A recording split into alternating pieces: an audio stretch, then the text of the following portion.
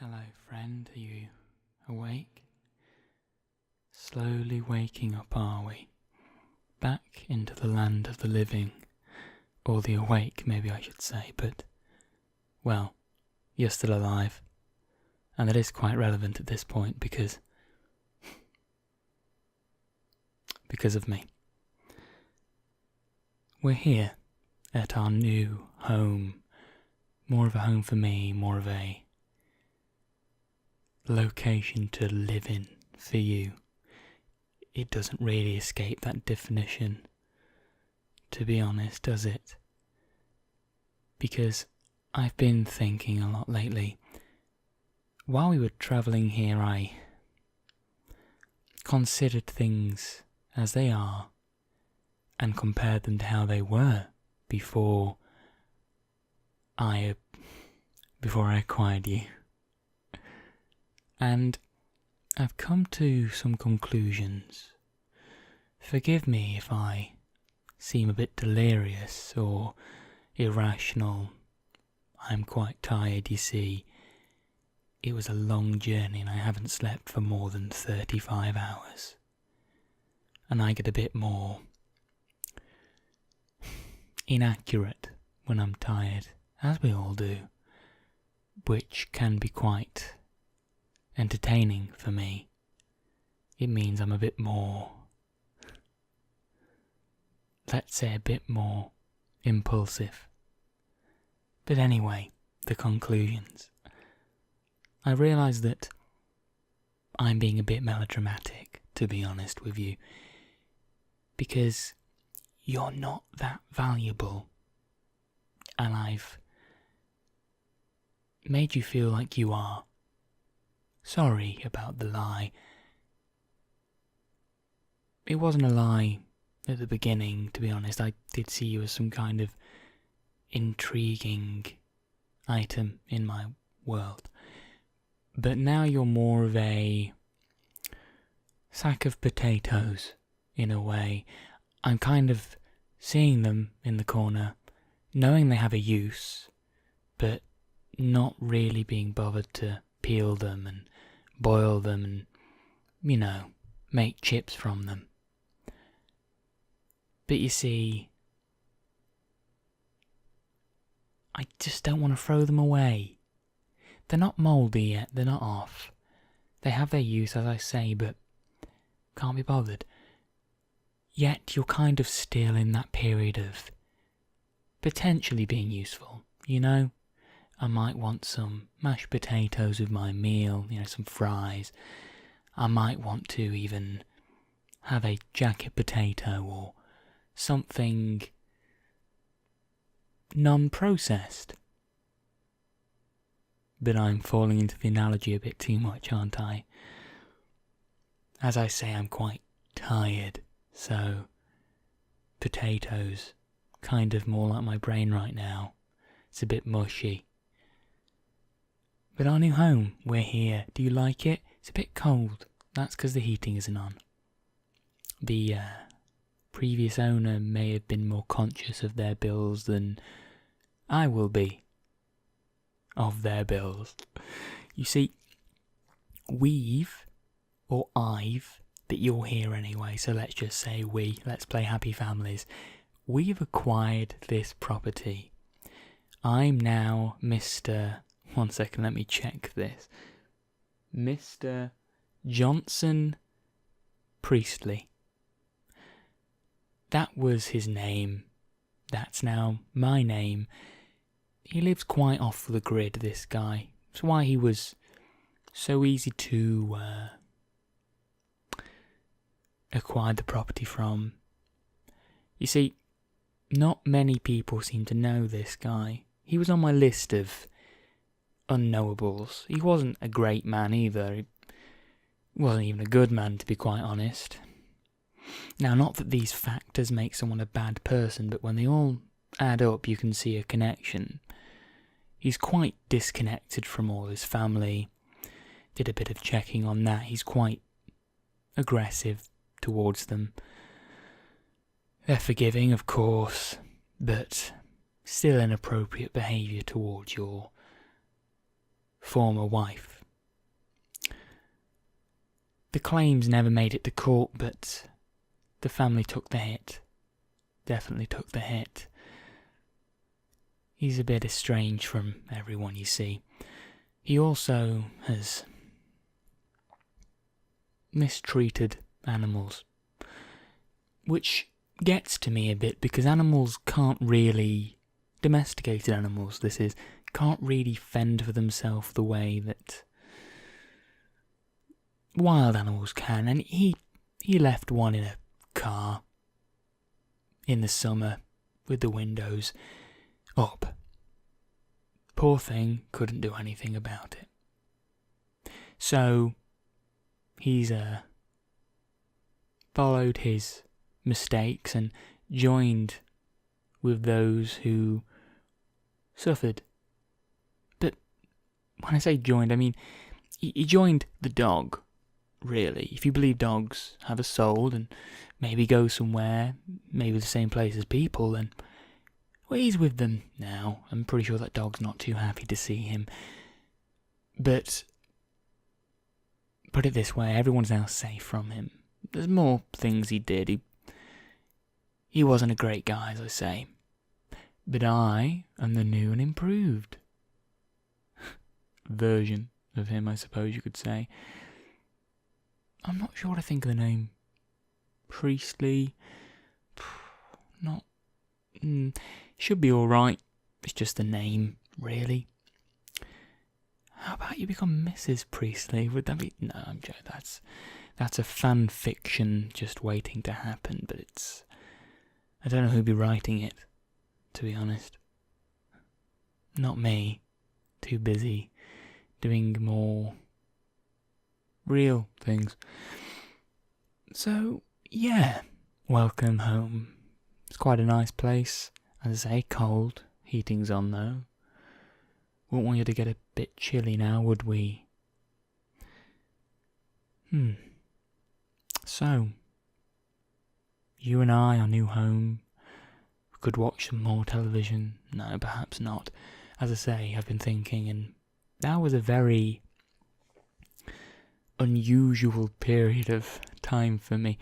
I suppose I was more concerned with where we were going than where we currently were, and watching television with you? No. You're not here to be entertained. You're here to entertain me and humour my comments, however strange they may be. Let's just be real for a minute here. Am I speaking strangely? More unusual? I really, really am tired. My eyes hurt. My muscles are aching. I'm not weak, in case you want to try anything. I'm pretty sure that you're without a chance. But do I sound weird to you? No? Yes? You seem a bit indifferent, to be honest. I'm not really sure what message you're trying to convey. Not that it would have much value, but yeah. Television. I watched a film recently. It's a film quite interesting to me.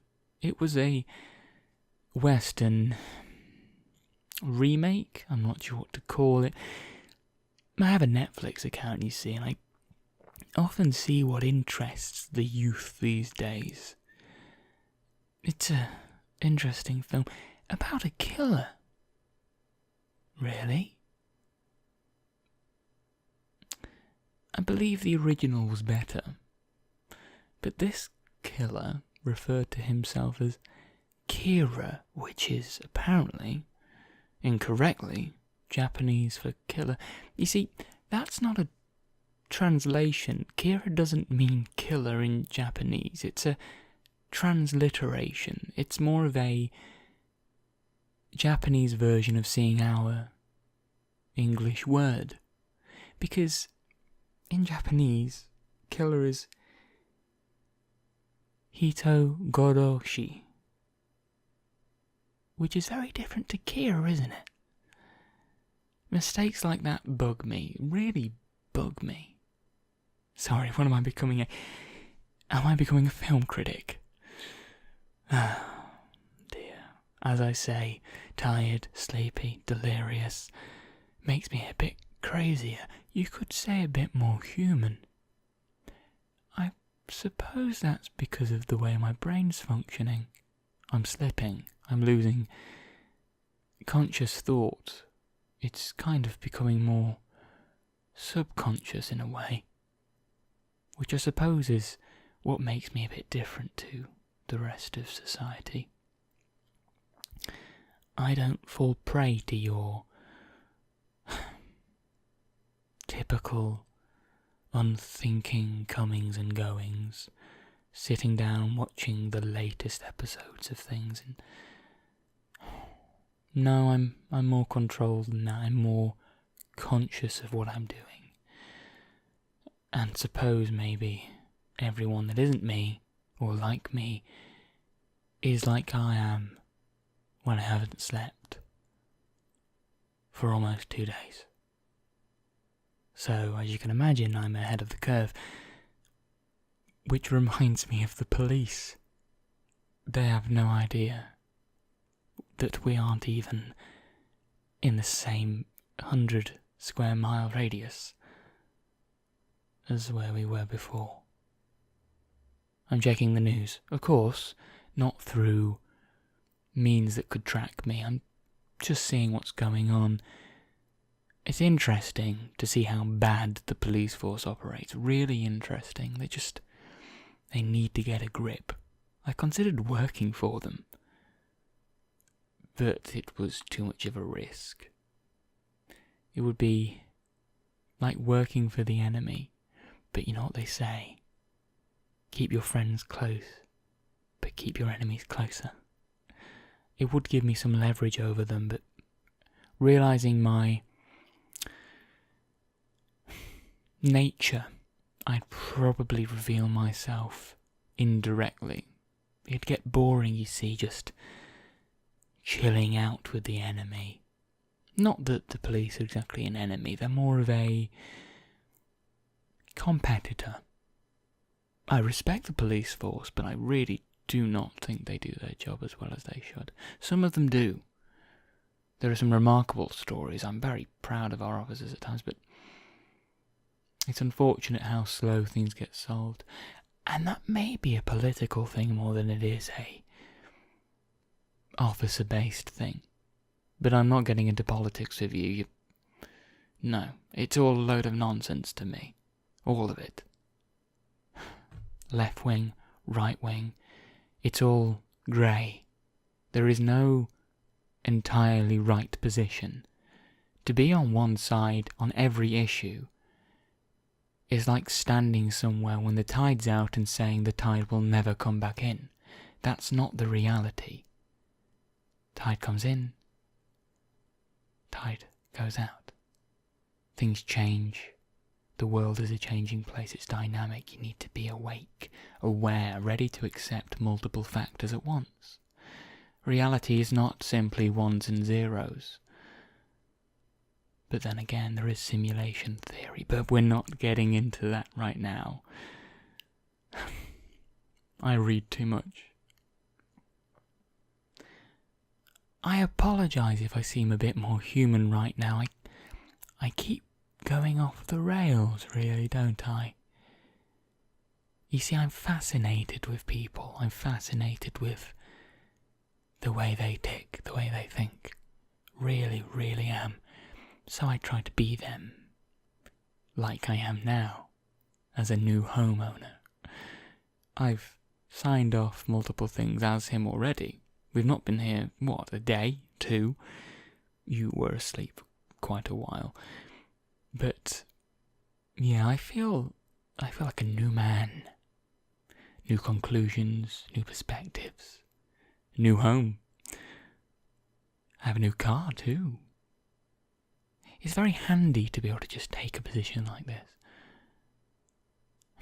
Of course, it's going to take time. And I'm hungry, really hungry. I'm going to sleep soon, but I think I need to eat first. You need to eat too. You've not eaten for a while. You also look kind of dehydrated. I'll pop down to the local shop and make acquaintance with our new townsfolk. They're going to love me. I'm sure they'd like you too, but I doubt they're going to want to see you. I doubt you're going to want to see them. It's okay, I understand you're more of an introvert. If you want to stay in, I get it, it's fine. Oh, what's that? Sorry, I can't hear you. You're a bit too quiet behind that tape. By the way, in case you thought it was strange that this tape's been on for so long now, it's not the same piece of tape. I replace it every 26 hours. On the dot.